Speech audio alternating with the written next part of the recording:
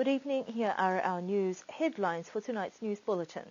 Niue's PAC water tank project has now concluded with just over 60% completion rate. Youth at Work program introduced to address youth employment issues in Niue.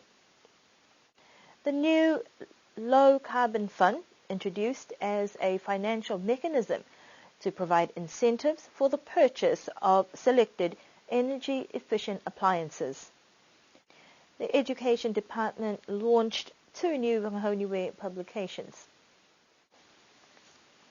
Niue's Pacific Adaptation to Climate Change Water Tanks project is nearing completion despite a number of challenges. The regional project that started in 2013 was focused on climate adaptation initiatives in key sectors such as water resources, food security, and coastal zone management. Niue's project looked primarily at the need for rainwater harvesting and storage capacity for individual households as an alternative water source. The project was managed by the Environment Department, who have reported a 64% completion rate, with about 270 out of the 420 tanks that were delivered and connected to households. The remaining 36% of households are yet to be connected due to an influx of demand to have the tanks connected. That resulted in a shortage of pipes and fittings. The PAC project is now seeking further funding to complete outstanding and new connections for households who have just managed to get their spouting and gutters connected. The PAC project concluded in December last year. This week, a new pilot program to address youth employment issues has just been rolled out with an introductory session held at Scenic Matavai yesterday. The Niue Youth at Work program is a joint partnership between the Pacific Community and Crosspower New Zealand and is funded through the Queen's Leadership Program. Niue has unique youth employment issues such as youth retention and motivating out-of-school youth to find meaningful career pathways that will enable them to make positive contributions to national developments. A New Zealand-based organisation that is Crosspower have been brought on board to work in conjunction with government agencies and the Pacific community to deliver a tailor-made program to suit Niue's specific needs. We spoke to Crosspower's CEO about their focus and what the project entails. The focus has been initially to provide work-ready situation for Niuean youth. And I guess as we've developed the concept with the SPC, we've wanted also to look at opportunities to create leaving-ready skills for kids that want to leave Niue and go away overseas to get more experience, and also to make them return ready as well, to have a sufficient range of skills and hopefully create some opportunities back here that when they come back to Niue they can get involved again and do something worthwhile, getting in here with all the locals, forming a collaborative partnership, and to understand the Niue needs because they're specific to Niue. So we're not looking to bring in some template from New Zealand to do that. And part of Glenn's job is getting around and collaborating with all the existing activities that are going on here. The fact he's from Niue, he speaks the language, he makes everybody laugh here, that is a big important difference, and I think what we bring here. And then what we provide is the support back in New Zealand. Crosspower's been going for 25 years back in New Zealand, so we have a lot of experience with engaging youth, and youth who've been particularly at risk, and youth who've faced challenges and come from disadvantaged backgrounds. So we can bring that skill from New Zealand to bear as well.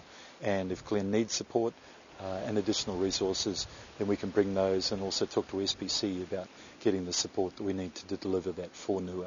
The Niue Youth at Work program partnership is an initiative that is based around components of mentoring, training and job placements for youth. The project focus is to make young people leadership ready for the workforce that is also aligned to national priorities by delivering programs that will build a range of skills, create vocational pathways and encourage internships. Crosspower have also brought back one of their very own mentors, who is also of Niuean heritage, to manage the project here in Niue. We've put together a project that is a pilot program coming to Niue, and it is the Niue Youth at Work. And it is to entice and to encourage and to inspire young people of Niue to get themselves into leadership roles, to become business owners, to go into business sector, to go to go to places that they never thought that they could reach. So it's to start the spark of young people and get their imaginations and creativity to be bigger than what they know. Engagement is probably the most important part of this program. Coming from New Zealand, everyone goes, oh, yep, here comes some more people to talk about conservation or things that we already know. The point of difference is if I cannot engage with a young person, the skills and programs and designs that we've come home with become void. So if I cannot converse with a young person and say, how's your day? Do you want to go kick the ball around? And then after that, then we can apply the program slowly to them and then go ask questions. What do you really want to be? What I know your dad's a doctor or your mum's a director to anything, but what do you really want? What do you see in your future? And then whatever they show of us, we help build that dream for them or find the resources to, just because we're in Niue, it doesn't mean we think small like Niue. We have to be bigger than Niue, be bigger than the world. An introductory session held at Scenic Matawai yesterday with a number of key stakeholders who have been working in the area of youth development showed an opportunity to find out more about the project and pose any questions that they needed clarification on. One of the things that really struck me, I guess, from the meeting was the level of interest amongst the Niuean community. There were a lot of people that turned up, and the Q&A was very, very vibrant afterwards. A lot of people not only asking questions, but with very strong opinions about what needed to be done. And we're very conscious that Niue youth is the most important asset. They are the leaders of the future, and it was really good to have that discussion yesterday. My view on this stuff is there's a time for talking, time for understanding, and then a time for doing. So, as Glenn mentioned before, we're pretty keen to get stuck in and help out where we can.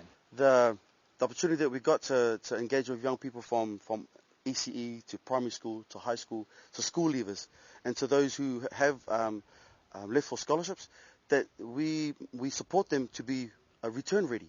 That when they do come home, there are things in place for them to, the paper that they achieved and at the university, that they've come home to hopefully pathway to the paper that they want to do or the job that they want to do. And hey, it's the environment and the landscape that we work with in Niue, so we have to deal with all the elements that come with that as well. So it's just being there for our young people, letting them know, hey, there's going to be some really cool things that's going to be happening. And I understand I cannot come home and be shooting my gun off and I have to come in slowly and work with everyone, and that's on a national scale, everyone. In order for Youth at Work to be successful, it will require collaboration, youth engagement, setting goals that are achievable, and trying to gather youth volunteers before the launch of the pilot program this month. A low-carbon fund is about to be introduced as part of the Low Carbon Islands project that looks at reducing greenhouse gas emissions.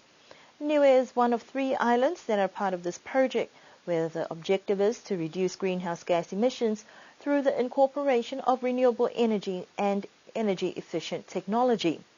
The project is funded by the Global Environment Facility, implemented through the United Nations Environment Programme, and executed by the International Union for Conservation of Nature.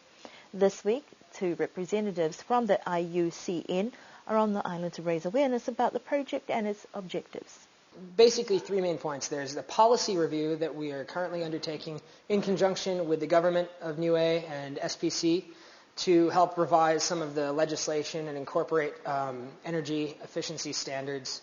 It's under the Pacific Appliance Labeling Scheme by SPC to institute what are called minimum energy performance standards, and that's one of the things we're trying to set and help publicize with this fund.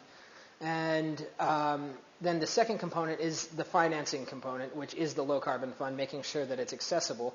And then the third component is the awareness component, which is why we're having this interview now. And we've set up a website, lowcarbonislands.org, where you can actually calculate an estimated usage. You look at your appliances, you look at the wattage on the appliances, and then you estimate how much you use them on average per day. Discussions have been held with the Niue Development Bank, the Niue Chamber of Commerce, and other parties to establish the Low Carbon Fund. This is a financial mechanism to encourage the selection of high-efficiency appliances.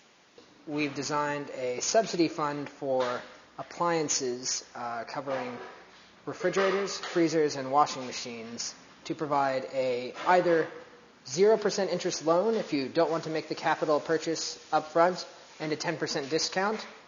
Or if you buy one of those items directly ahead of time with your own money, then you can turn in your receipt or invoice, bill of sale, for a 25% discount and a rebate.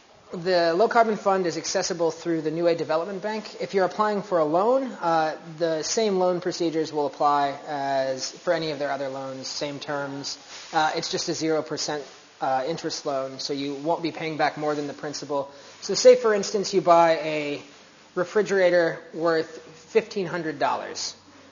You get a loan for that $1,500 amount, and the bank will only then make you pay back $1,350. It'll be minus $150 off the principal of the loan. The Low Carbon Fund will be available through the Niue Development Bank. The Education Department launched 2 new publications this week for teachers to use with the promotion of the use of Wanghao Niue. The project, funded by UNESCO, has taken about 3 to 5 years to complete, with a number of language experts contributing to these books. Both publications are based on the New Zealand national curriculum and translated into Wanghao Niue, with the expectation that it would give a better understanding of the curriculum in the local vernacular. We are looking at having an evaluation of the resources so that we know what is what kind of areas and challenges the teachers will be facing from these publications, and from there we can learn from what the lessons were, what the teachers' concern were, and the feedback from the students, student achievement. So this is something that's also being done in other countries under this project. So we at this time we want to be able to really look at how teachers will be using the resources and have a follow-up on how the resources are really going to be used effectively in the classroom. A number of language specialists and teachers contributed to the translation of both publications, and the aim is to ensure the success of the use of publications with teachers and students. We believe that the resources is in its place of that uniqueness coming from the Language Commission and the language specialist, and we do hope that it will really help the teachers. As you mentioned, there has been in a couple of years where they have their own words, and I'm assuming it would be the same in New Zealand as well. But we hope by working with here in Niue, with the Department of Education and with the Language Commission, with the Taonga Niue, that there is that origin where everything is consistently originating from, so that it's sustainable in a way that everybody can then sort of say, well, this is the correct, because it's coming from where it's supposed to be originating from. The newly launched books will assist teachers and students in years 1 to 10 and will be distributed to teachers in Term 2. And that concludes our news bulletin for this evening. Do join us again for our next news bulletin next week, and do enjoy the long Easter holiday ahead.